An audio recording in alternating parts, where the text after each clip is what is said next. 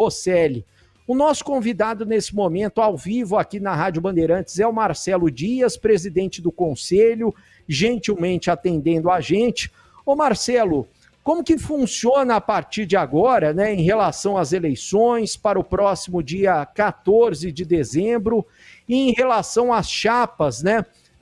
Quantos sócios atualmente podem votar no Guarani? E os sócios, no dia 14, eles vão poder optar tanto pelas chapas do Conselho Deliberativo quanto as chapas do CA, né? Um abraço para você, prazer em tê-lo conosco aqui na Bandeirantes mais uma vez. Boa tarde, Breno. Boa tarde, Batista. E a todos os amigos da Rádio Bandeirantes.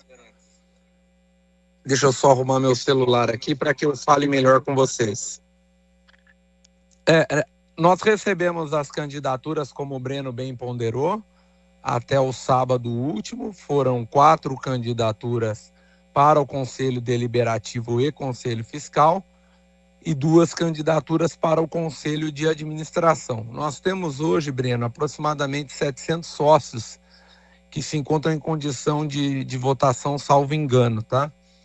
Essas pessoas poderão votar em uma das chapas do Conselho de Administração, em uma das chapas do Conselho Deliberativo, nos 5 candidatos ao Conselho Fiscal e também nos candidatos ao Conselho Deliberativo egressos do programa Sócio Torcedor.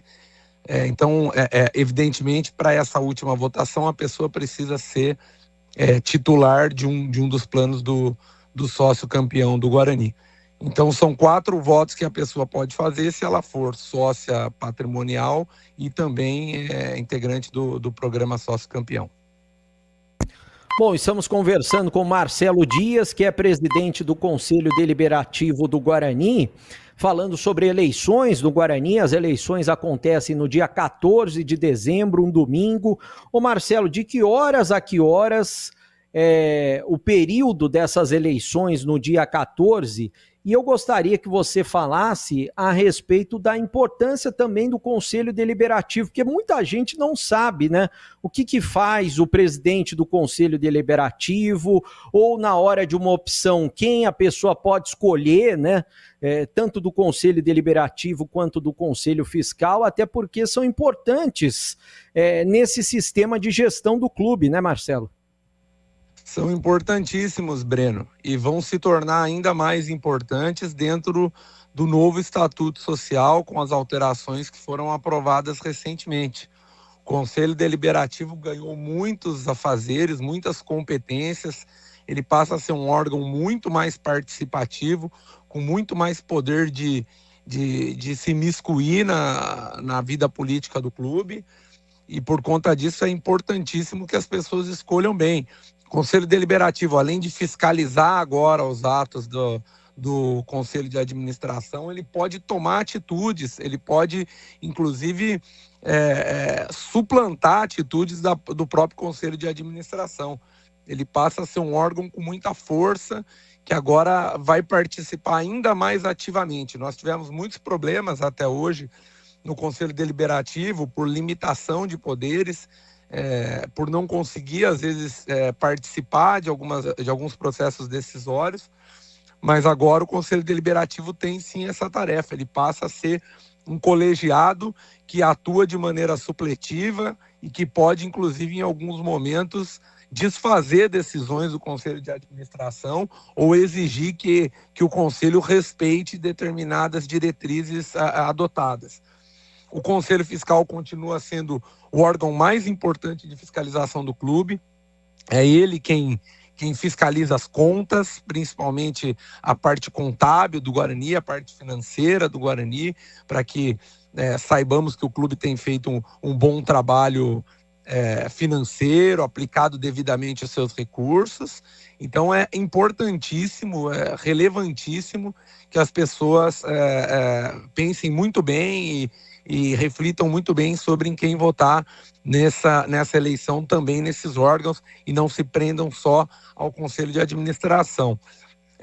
A Assembleia inicia logo pela manhã, às 8 horas, a Comissão Eleitoral faz as apresentações, é eleito um presidente para para a Assembleia Geral, né? A Comissão Eleitoral entrega o material para o presidente da Assembleia Geral, e o presidente da Assembleia Geral é que coordena os trabalhos. Ele inicia apresentando à Assembleia eventuais recursos, e depois de votados esses recursos, ele abre a votação propriamente dita. E a votação vai até que horas? Salvo engano, são 12 horas, Breno. Eu acho que vai até às 8 da noite. É das 8 às 8, salvo engano.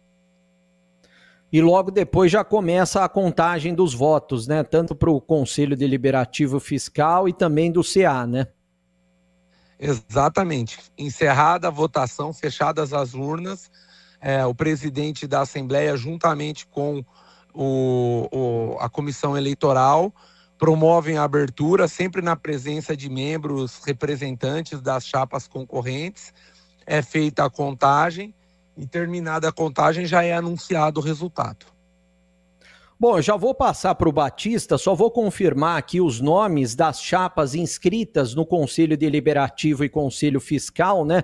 Que são 60 nomes para inscrição de cada chapa: Avante Meu Bugre Forte, Pró Guarani e Renova Guarani. E lembrando do Conselho de Administração, chapa Avante Meu Bugre, que é encabeçada pelo atual presidente, o Rômulo Amaro, é a chapa da situação, e a chapa da oposição, chapa Meu Bugre Forte, encabeçada pelo Felipe Rosselli. Batista, estamos ao vivo com o presidente do Conselho Deliberativo do Guarani, o Marcelo Dias.